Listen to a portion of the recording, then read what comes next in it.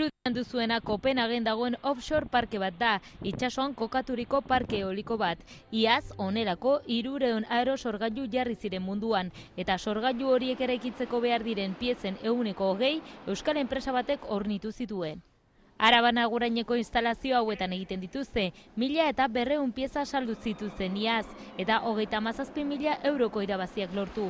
Aurreko urtean baino 115% gehiago. El año pasado hicimos récord de ventas. Iaz marka guztiak hautsi genituen, inoiz baino gehiago saldu genuen eta krisia hasi zenetik lanpostuak gehitu ditugu nazioartean esportatzeari esker.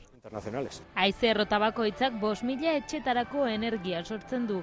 Urtetik urtera goraka doan sektorea da Europan, eta horregatik hemen ekoizten den 100% nazioarteko merkatura doa. Danimarka, Erresuma Batua eta Alemania dira bezero nagusiak. Energia berriztagarrien alde egiten dute eta zentzu horretan itsasoko energia eolikoak dakartzan erronkei heltzeko ahaleginetan dabiltza.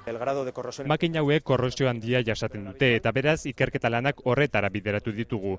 Merkatuari korrosiori jasaten ez duten piezak eskaintzeko.